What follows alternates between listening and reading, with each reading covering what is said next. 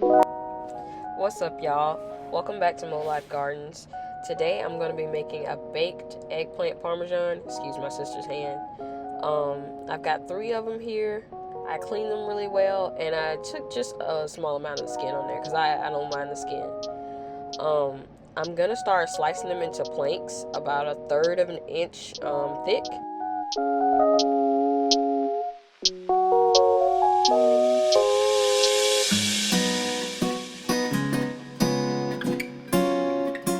This dish is usually made by layering the fried eggplant with ricotta cheese, maybe mozzarella, any type of cheese, and tomato sauce with meat. I'm gonna actually be using cottage cheese. I prefer to use that in things like this, and also in my lasagna. It was kind of like a situation where I ran out and I didn't have a choice but to try it, and since I did, I just stuck with it.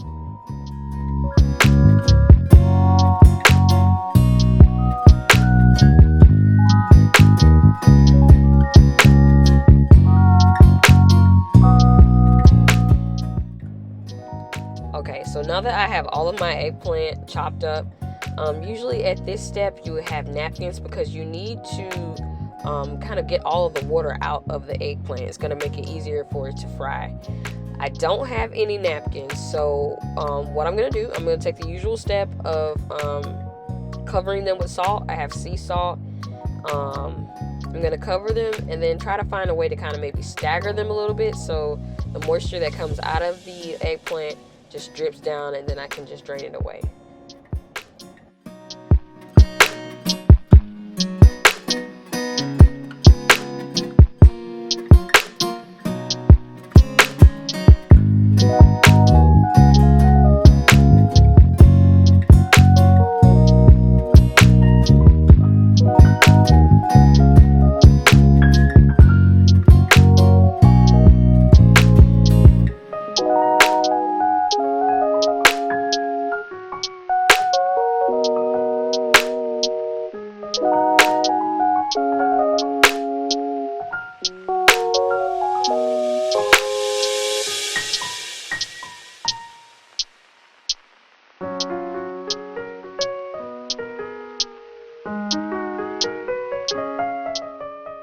Okay, so they're all chopped up. I don't have any napkins, but I am going to use what I have.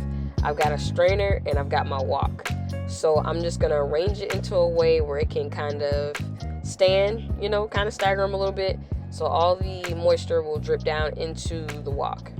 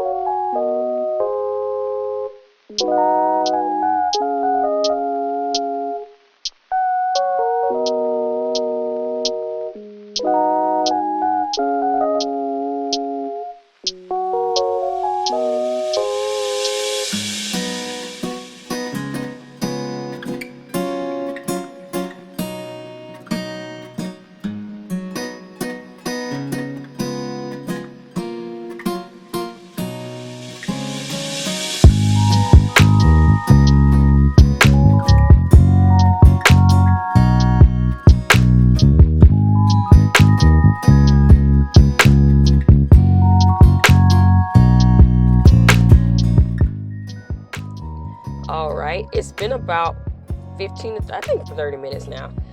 This is something that you can actually do overnight. You could do it for longer time. So I did it for about 30 minutes. I'm going to just gather them all together and try to shake all of the excess moisture off.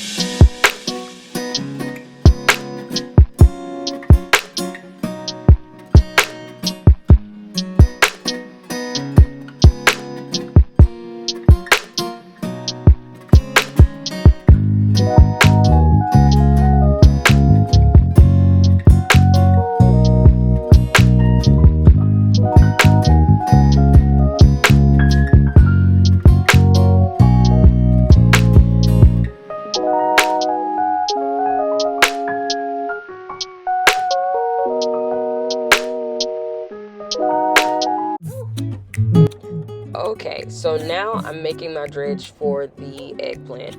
I've got some self-rising flour in there, just regular flour. I'm gonna put some sea salt in there, some garlic, some black pepper, some of the Zatarain's Creole. I also have cornstarch for stuff like this. I like to do like 2/3 flour and 1/3 cornstarch.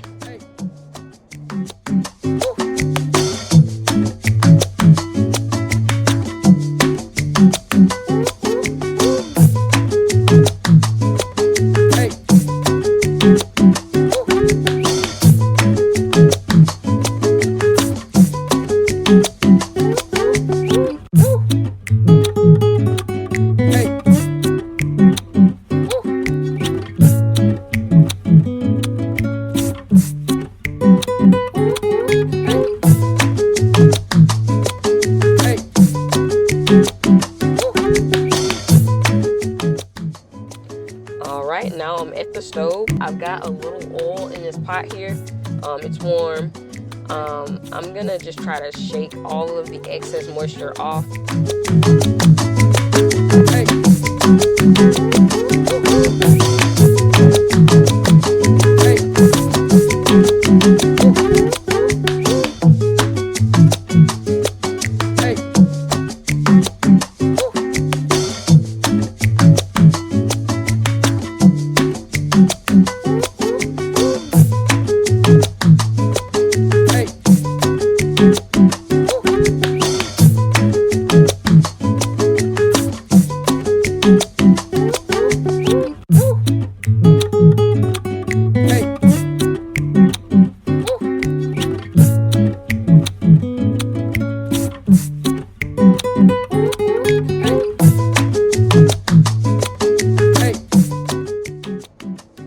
Alright, and now I'm just going to start the process of frying them all off.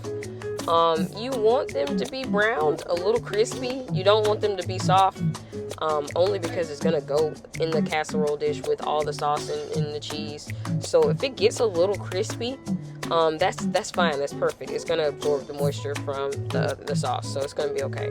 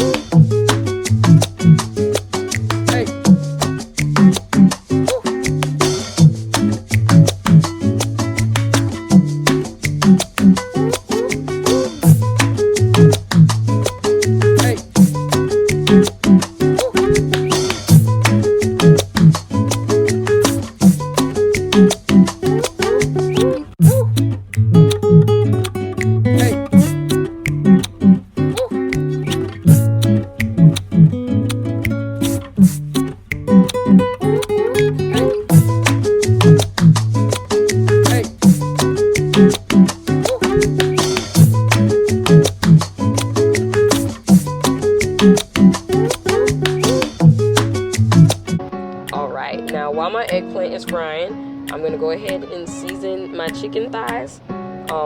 Salt, black pepper, garlic, and some herbs de Provence. I always question whether or not I'm saying that right.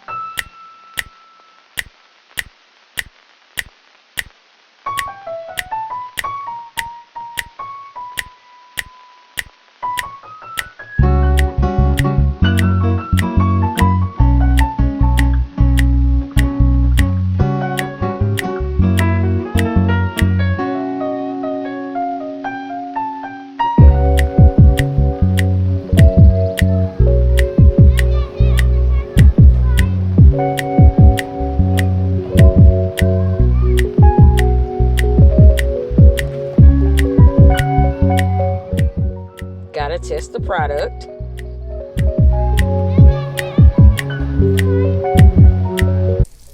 Alright, so I have 2 last planks of eggplant left. I'm going to put my chicken directly into this same oil. Now, you may be thinking, look at the color. Oh, it should be discarded. No, I put it directly into that. This here that you see, that brown, it's basically a roux that's been started by the flour and the cornstarch being cooked from the dredge. So once these come out, I'm going to sprinkle them with a little of this pink Himalayan salt, because I season every step of the way when I cook. But you don't want to be putting on layers and layers of salt, blood pressure. But yeah, I got my chicken right here, and I'm going to put them in there skin down.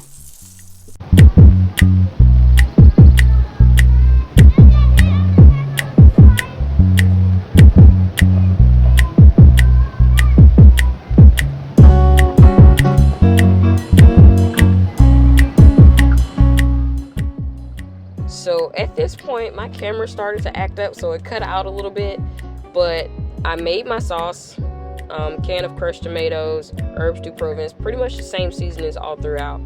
I put a little layer of sauce at the bottom, then I put a layer of the eggplant, mozzarella cheese, and then the cottage cheese. And yes, I did just season the cottage cheese. I like to season every step of the way.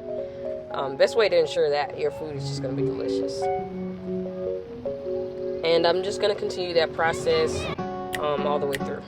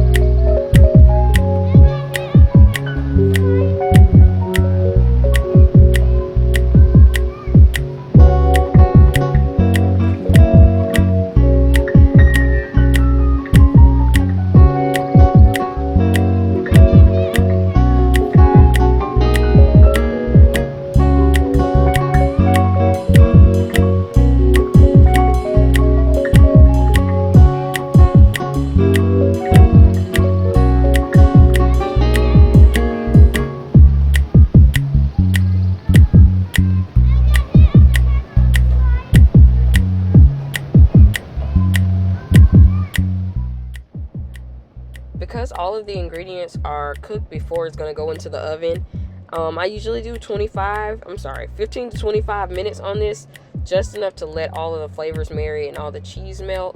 I made a little garlic bread. Of course, the camera cut out so it didn't show it, but I'll probably show you another time.